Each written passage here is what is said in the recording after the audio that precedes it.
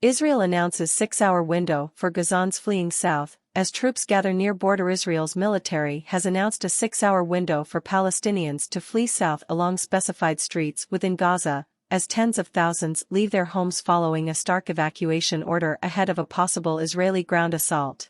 The Israel Defense Forces, IDF, warned more than 1 million residents in northern Gaza to evacuate on Friday, as it massed troops and military equipment at the border, and continued bombarding the territory with relentless airstrikes in response to the deadly October 7 attacks by Islamist militant group Hamas. Even before the warning, more than 400,000 Palestinians had already been internally displaced by the past week of fighting as conditions worsen inside the bombarded strip, but the evacuation order and the prospect of a potential incursion have been sharply criticized by rights groups, including the UN Office for the Coordination of Humanitarian Affairs, OCHA, head, who warned that such a move could bring catastrophic humanitarian consequences. The IDF announced on Saturday it would allow people to move south for their own safety on specified streets of Gaza from 10 a.m. to 4 p.m. local time, according to a statement shared by the IDF's Arabic spokesperson Avis Hayadri on X, formerly known as Twitter. The IDF claimed Hamas leaders had already taken measures to protect themselves from strikes in the area. It is unclear how widely the messaging has been received on the ground given the current electricity and internet blackout.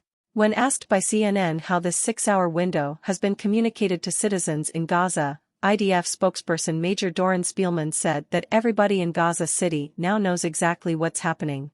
They've been notified in Arabic, in multiple languages on every available platform, both electronic and non-electronic platforms. Everyone in Gaza City knows that they need to go past Wadi Gaza.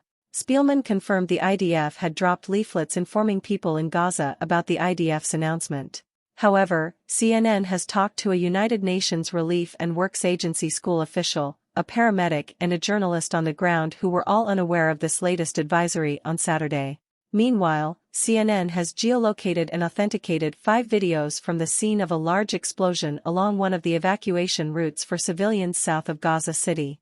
The videos show many dead bodies amid a scene of extensive destruction. Some of those bodies are on a flatbed trailer that appears to have been used to carry people away from Gaza City.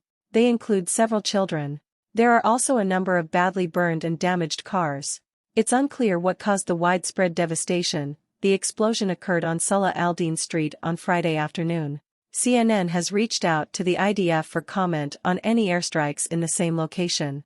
More than 2 million Palestinians, including over 1 million children, live in the 140-square-mile Gaza Strip, one of the most densely populated places on Earth. Images from Gaza have shown a mass rush toward the south of the coastal enclave beginning Friday.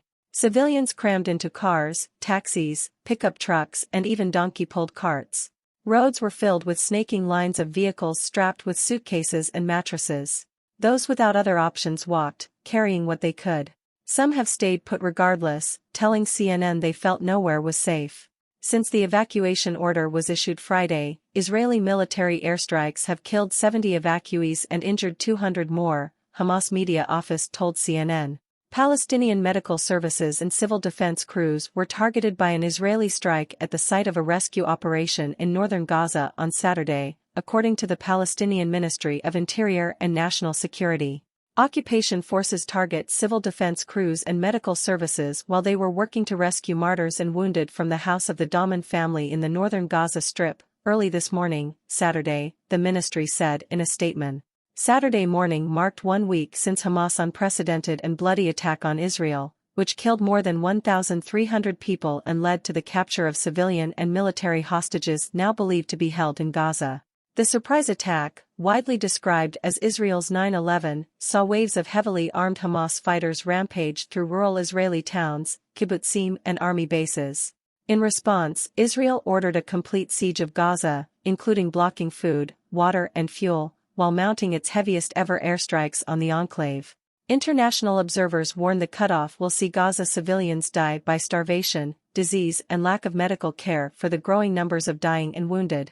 The United Nations has described the situation in the Gaza Strip as a matter of life and death, warning that the clean water supply for the 2 million people there is running dangerously low. The